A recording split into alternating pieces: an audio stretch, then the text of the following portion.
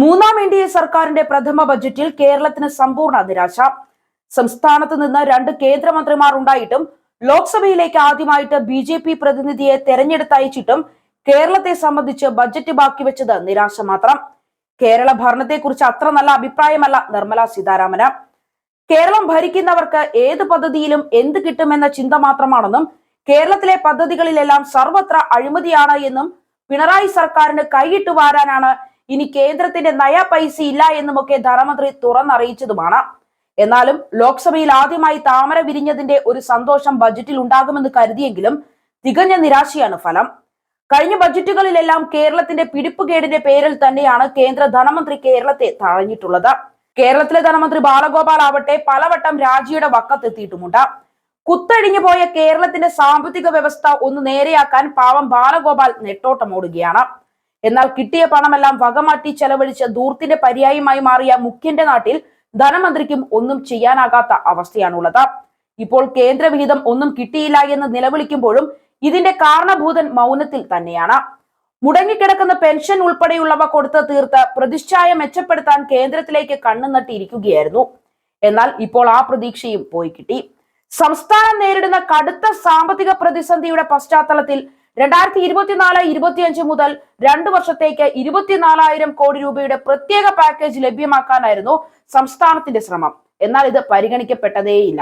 2022-2023, 23-24 വർഷങ്ങളിൽ സംസ്ഥാനത്തിന്റെ കടമെടുക്കൽ പരിധി വെട്ടിക്കുറച്ചതിലൂടെ വന്ന കുറവ് പരിഹരിക്കുക എന്ന ലക്ഷ്യത്തോടെയായിരുന്നു 24,000 കോടി എന്ന തുകയിലേക്ക് എത്തിച്ചേർന്നത് എന്ന് നേരത്തെ ധനമന്ത്രി കെ.എൻ. ബാലഗോപാൽ വ്യക്തമാക്കിയിരുന്നു. വിഴിഞ്ഞം തുറമുഖ പദ്ധതിക്ക് പ്രത്യേക സഹായമായി 5,000 കോടി രൂപയും കേരളം ആവശ്യപ്പെട്ടിരുന്നു. എന്നാൽ അതും ലഭ്യമായില്ല. ദേശീയപാത വികസനത്തിന് വായ്പയെടുത്ത വകയിലെ തുകയ്ക്ക് പകരമായി 6,000 കോടി രൂപ നടപ്പ് സാമ്പത്തിക വർഷത്തിൽ നിരുപാധിക വായ്പയെടുക്കാനുള്ള അനുമതിയും തേടിയിരുന്നു. അതും അനുവദിച്ചില്ല.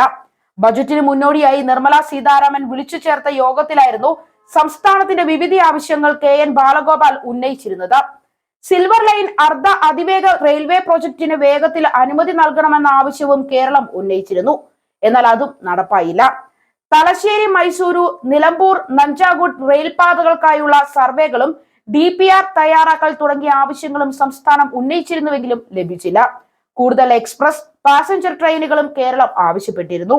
സംസ്ഥാനത്തിന് ദീർഘകാല ആവശ്യമായ എയിംസ് ഇക്കുറിയും പരിഗണിക്കപ്പെട്ടില്ല. തൃശൂർ എംപിയും കേന്ദ്രമന്ത്രിയുമായ സുരേഷ് ഗോപി സംസ്ഥാനത്ത് എയിംസ് വരുമെന്ന തരത്തിൽ പലകുറി പ്രസ്താവനകൾ നടത്തിയിരുന്നു. എന്നാൽ ഇത്തവണയും എയിംസിൽ കേരളത്തിന് നിരാശ മാത്രമാണ് ബാക്കി വെച്ചത്. സുവർണ വാഗ്ദാനങ്ങളുമായി 2016 അധികാരത്തിലേറിയ പിണറായി വിജയൻ സർക്കാർ സമസ്ത മേഖലകളിലും പരാജയമായി മാറുന്നത് കേരളം കണ്ടു.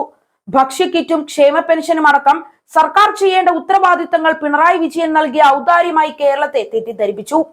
എന്ത് കാര്യത്തിലും അഴിമതിയുടെ സാധ്യത തേടി നടക്കുന്ന ഭരണാധികാരിമാരുള്ളപ്പോൾ കോരന് കഞ്ഞി ഇപ്പോഴും കുമ്പിളിൽ തന്നെ എന്ന് പറഞ്ഞതുപോലെ പാവപ്പെട്ടവർക്കും ഇടനിലക്കാർക്കും ആശ്വാസത്തിന് വകയൊന്നും കണ്ടെത്താൻ കഴിയില്ല.